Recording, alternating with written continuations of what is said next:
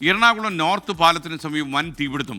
Furniture കടയ്ക്കാണ് തീപിടിച്ചത്. 2.5 മണിക്കൂറിന് ശേഷമാണ് തീ പൂർണ്ണമായും അണയ്ക്കാൻ കഴിഞ്ഞു. ഞാനൊരു 3:15 എനിക്ക് കോൾ വന്നിട്ടാണ് ഇത് ഇന്നലെ തുറക്കാറുണ്ടായില്ല. അപ്പം ഞാനത് ഒരു 9 മണിക്ക് വന്ന് എനിക്ക് കുറച്ച് സാധനങ്ങളൊക്കെ എടുക്കാനുണ്ടായിരുന്നു. വന്നു കഴിഞ്ഞ് 10:30 മണിക്ക് ഞാൻ മെയിൻ സ്വിച്ച് ഓഫ് ചെയ്തിട്ട് കട അടച്ച് പോവുകയാണ്. മോഷണ ശ്രമം ഇവിടെ ഇടയ്ക്ക് ഇങ്ങനെ വരും. ഈ ആക്രി പറക്കണ ആൾക്കാരും ഒക്കെ വരും. എനിക്ക് അതാണ് ബലമായ സംശയം. അവർ തന്നെ ബേക്കിൽ കൂടെ കയറിയിട്ട് വല്ല മേശ തപ്പാൻ ലൈറ്ററൊക്കെ ഉപയോഗിച്ചായിരിക്കണം.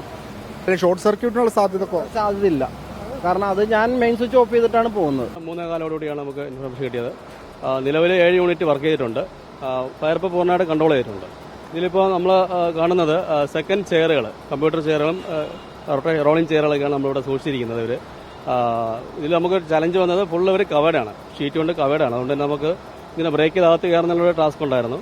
ഇപ്പോൾ നിലവിൽ പൂർണ്ണമായിട്ട് കൺട്രോൾ എടുത്തു. തൊട്ടടുത്തൊരു ഫ്ലാറ്റ് ഉണ്ടായിരുന്നു. ആ ഫ്ലാറ്റിലെ ആൾക്കാരെ നമ്മൾ ഇവാക്യുവേറ്റ് ചെയ്തു. അങ്ങോട്ട് 3 സ്പ്രെഡ് ചെയ്യുന്നത് നമുക്ക് പൂർണ്ണമായിട്ട് കൺട്രോൾ ചെയ്യാൻ പറ്റി. തൊട്ട് ബാക്കിലൊരു വീടുണ്ടായിരുന്നു, അവിടെ നിന്നും ആൾക്കാരെ ഇവാക്യുവേറ്റ് ചെയ്തു. അവിടെയും തീ സ്പ്രെഡ് ചെയ്യുന്നത് കൺട്രോൾ ചെയ്യാൻ പറ്റി. തുടക്കത്തിൽ തന്നെ നമുക്ക് ഇത് ചുറ്റും ഫയർ കൺട്രോൾ ചെയ്യാൻ പറ്റുന്നതുകൊണ്ട് തന്നെ സമയത്തേക്ക് സ്പ്രെഡ് ചെയ്യുന്നത് തടയാൻ സാധിച്ചു. ഈ തീപിടിച്ച സംഭവ സ്ഥലത്ത് ഇപ്പോൾ വിഷ്ണു സുരേഷ് ഉണ്ട്, ഞങ്ങളുടെ പ്രതിനിധി. വിഷ്ണു, തീ പൂർണ്ണമായി അണയ്ക്കാൻ കഴിഞ്ഞു, ആശ്വാസകരം. എന്നാൽ ഈ വെളുപ്പിന് ഈ തീ പിടിച്ചതിന് മറ്റെന്തെങ്കിലും കാരണം ഉള്ളതായി ഫയർഫോഴ്സ് ഉദ്യോഗസ്ഥന്മാർ പറയുന്നുണ്ടോ? Good morning.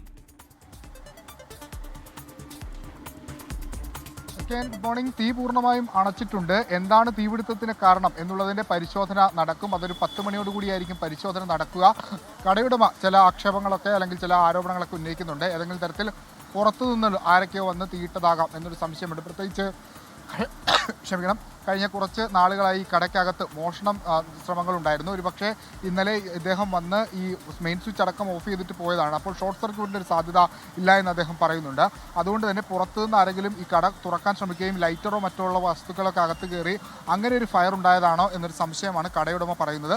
ഔദ്യോഗികമായി സ്ഥിരീകരിക്കേണ്ടത് പരിശോധനകളിലൂടെയാണ്. അത് ഫയർഫോഴ്സ് ഇന്ന് നടത്തും. ഈ കട പൂർണ്ണമായും കത്തി നശിച്ചിട്ടുണ്ട്. 9 വർഷമായി ഈ നോർത്ത് പാലത്തിന് സമീപത്താണ് ഈ കട പ്രവർത്തിക്കുന്നത്. പ്രത്യേകിച്ച് ഈ കമ്പ്യൂട്ടർ ടേബിളുകളും അതോടൊപ്പം തന്നെ കസേരകളും ഒക്കെയാണ് ഇവിടെ ഉണ്ടായിരുന്നത്. ഈ ദൃശ്യങ്ങൾ കാണുന്നത് അതിൻ്റെ എല്ലാം അവശിഷ്ടങ്ങളാണ്. ഒരു തരി പോലും ഇല്ലാതെ പൂർണ്ണമായും തന്നെ ഈ കസേരയുടെ കുഷ്യനുകളൊക്കെ കത്തി നശിച്ചിട്ടുണ്ട്. ഇനി ഇതെല്ലാം ഇവിടെ നിന്ന് മാറ്റാനുള്ള നടപടി, ഇത് പൊളിച്ചു മാറ്റാനുള്ള നടപടിയിലേക്കൊക്കെ ഫയർഫോഴ്സ് കടക്കും. കട എല്ലാവിധ രേഖകളും കൂടിയാണ് പ്രവർത്തിച്ചിരുന്നതെന്ന നിലവിൽ ഈ ഉടമ പറയുന്നുണ്ട്. ഇനി കോർപ്പറേഷൻ്റെ അടക്കം പരിശോധന വേണം. ഇവിടെ ഒരു ഏറ്റവും വലിയ പ്രതിസന്ധി ഉണ്ടായിരുന്നത്, ഈ കട സ്ഥിതി ചെയ്യുന്നത് കൊച്ചി നഗരത്തിൻ്റെ ഹൃദയഭാഗത്താണ്. ഈ കടയുടെ തൊട്ട് 2 വശങ്ങളിലായി 2 പെട്രോൾ പമ്പുകളുണ്ട്. ഒപ്പം കൊച്ചി മെട്രോ ഇതിലൂടെയാണ് കടന്നു പോകുന്നത്. തൊട്ടടുത്ത് ഒരു ഹോട്ടലുണ്ട്, തൊട്ട് പുറകിലായ ഒരു വീടുണ്ട്. അപ്പോൾ ഇങ്ങനെയെല്ലാം ചുറ്റപ്പെട്ട് കിടക്കുന്ന ഒരു പ്രദേശത്താണ് ഈ തീപിടുത്തം ഉണ്ടായത്. ഫയർഫോഴ്സ് ആദ്യം തന്നെ ചെയ്തത് ഇവിടെ എത്തി ഈ ആളുകളെ, തൊട്ടടുത്തുള്ള ഹോട്ടലിൽ നിന്നുള്ള ആളുകളെ ഒഴിപ്പിക്കുകയായിരുന്നു. അങ്ങോട്ടേക്ക് ഫയർ പോയിരുന്നു. അപ്പോൾ ആ ഭാഗത്തേക്കുള്ള ഫയർ കട്ട് ചെയ്ത് അവിടുത്തെ ആളുകളെ ഒഴിപ്പിച്ചു. ഈ പെട്രോൾ പമ്പിൻ്റെ പ്രവർത്തനം പൂർണ്ണമായും നിർത്തിവെക്കാൻ ആവശ്യപ്പെട്ടു. ഈ വഴിയിലൂടെയുള്ള ഗതാഗതം നിർത്തിയിട്ടുണ്ട്. തൊട്ട് പുറകിലുള്ള ആളുകളെ ഇവാക്യുവേറ്റ് ചെയ്തു. അങ്ങനെയാണ് ഇവർ ഈ റെസ്ക്യൂ പ്രവർത്തനത്തിലേക്ക് കടന്നത്.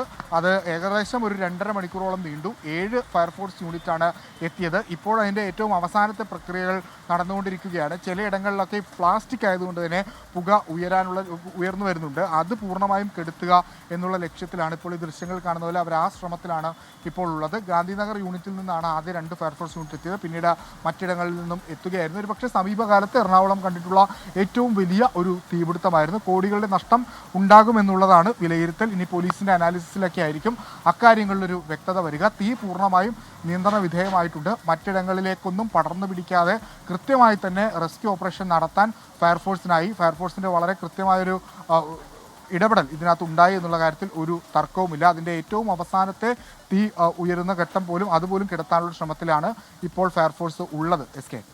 ഓക്കെ, വിഷ്ണു സുരേഷാണ് വിവരങ്ങൾ നൽകിയത്.